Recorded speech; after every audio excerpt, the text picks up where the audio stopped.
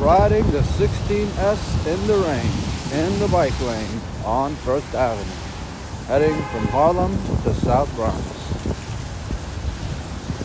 I do not ride the 16S beep beep beep beep beep beep in the street with the cars because it's too slow. It's too small and slow for that. But it has a lot of resilience against rain and snow. And on a low PSI, it feels safe from slippage. So I lower the air pressure on the tire a little bit when I'm riding in the rain, so it has a little more grip. And it feels pretty safe. I don't go too fast. I definitely don't max out the speed of the 16S when I'm riding and it's wet out. Honestly, even if it's not wet out, I rarely make it beep. Rarely. Or tilt back rather. And it doesn't even beep. It says, please slow down. So that's what I mean when I say make it beep. I don't accelerate with it wildly. It's really a point A to point B kind of thing. It's not like I ride the 16S for pleasure, unless I'm riding with a family member that has a small wheel or a friend who has a smaller, slower scooter.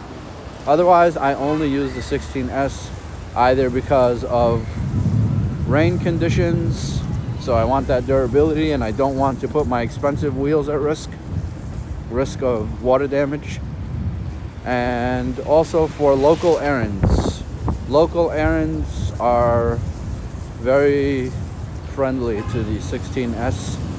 If I'm just riding around within a mile or two, sometimes all the way up to 5 miles in fact. It's a little slower, of course, but it just makes more sense sometimes. Oh, there is another reason I enjoy the 16S, and that is if I'm going a really long distance, whether it's raining or not, if it's too long for the Sherman, what I do is I like to take the 16S as a last mile sort of deal. So I'll ride the 16S to the train, which can have a substantial benefit. So if it's a 15-20 minute walk to the train, that gets cut down to a couple of minutes.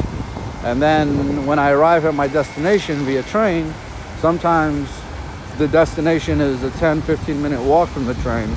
So once again, having that 16S handy as soon as I get out of the train is so good. It cuts down that walk from 20 minutes to about 2, maybe 5 minutes tops. And the other thing, of course, is that the 16S is small and light, meaning about somewhere around 35 pounds, I want to say. So you can definitely pick it up like a briefcase and go down the stairs with it on the train, up and down. I would not want to do that with the Sherman. So once again, the 16S has an advantage there. I have carried the Sherman down some stairs once. It was really heavy and really uncomfortable doing so. So I wouldn't do it often unless it's some kind of emergency or I really have no choice in the matter. But as for just electing to do that, no, I wouldn't do that. I wouldn't want to put the Sherman on the train. I wouldn't want to put the Sherman in the car. I do take it in the car with me sometimes, but again, I've got to move the front seat back a little bit, the passenger seat. It's a heavy lift from the floor to the car. I have to position it carefully. It fits exactly correctly if you do it right. And then you have to tighten the chair again so that you can hold the Sherman in place. You don't want it wobbling around in the front there on the floor. You want it standing upright and wedged nice and tight between the chair and the dashboard. So yeah, 16S, quite a legendary wheel, honestly. I love it. I don't think I'll ever sell it. And if I do, I think it would only be so that I can get something very similar.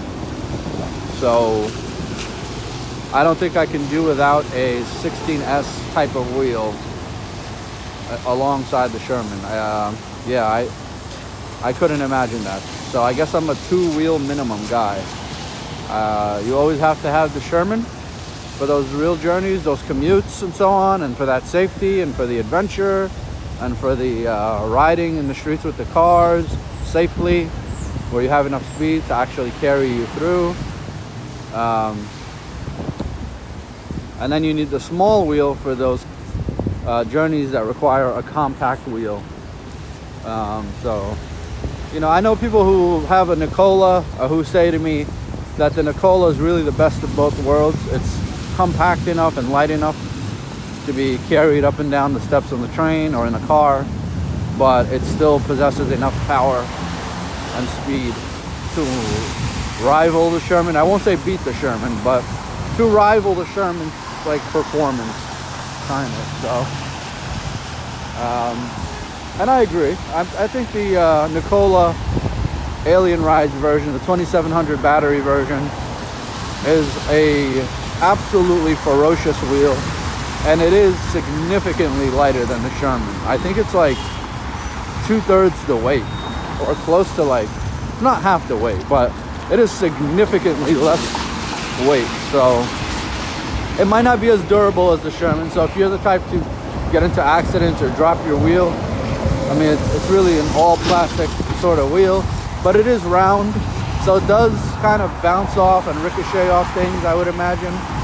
So maybe it does have some durability in that it's round, which is a good aerodynamic shape, which would allow it to kind of bounce around without too much impact or snagging on anything. But the Sherman is durable. The Sherman is durable in the sense that it has that roll cage and it's very big and heavy, so it's not going to go flying around or send you flying around. It keeps you pretty stable on the ground. So yeah, one day would I recommend a Nikola to someone who just wants to have one wheel? Yeah. If I had to have just one wheel, would I go Nikola? I might go Sherman Max or Sherman if I had to have just one wheel right now. Would I go 16S as my only wheel right now? I don't think I would, because with the 16S I'd be limited, right? But with the Sherman, even though I have some disadvantages with the size and the weight, I'm never going to be limited. I could always still use it for short trips and stuff. It just covers all bases, and it's really well balanced. It's a well balanced wheel. It doesn't wobble or gyrate left and right or anything like that, like some of the other wheels that have imbalanced battery weight and motherboard location.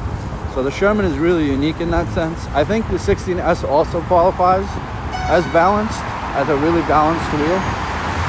Nikola, I believe, also does. I think the one of the really great wheels that's kind of well known for being not balanced is the EXN, which is Gotway's heavy hitter wheel, or has been its heavy hitter wheel for a while, but now there are other huge Gotway wheels.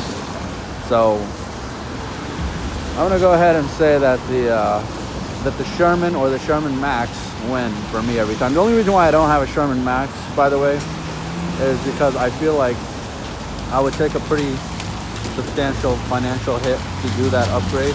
So I predict selling the Sherman and buying the Max would run me about $800, and it's probably worth it. But for me right now, I'm pretty satisfied with the Sherman. I think I can hold off for a while longer before I need to take that type of hit. I may post the Sherman just for feelers, or to see if maybe the hit won't be as bad.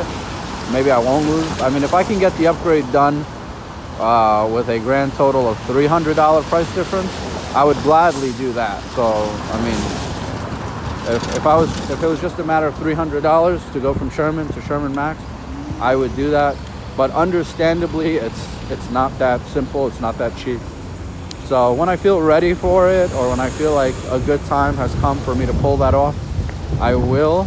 Also, by the time that happens, there may very well be a new Librakim wheel out, a new Sherman. We are already seeing previews of the Sherman S and little hints of the Sherman S, which is a Sherman Max with suspension and redesigned outer casing. That looks really exciting.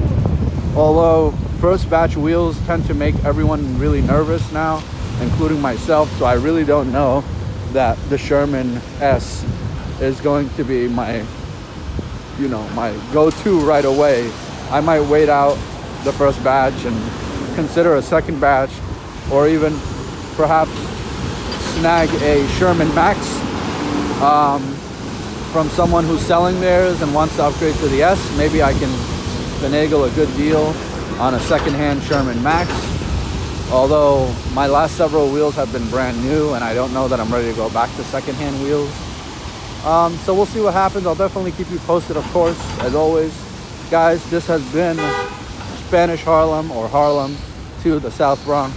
If you enjoyed this video, please be sure to slap up that like button and let me know in the comments below if you think others should be watching this video because it was informative and entertaining and educational.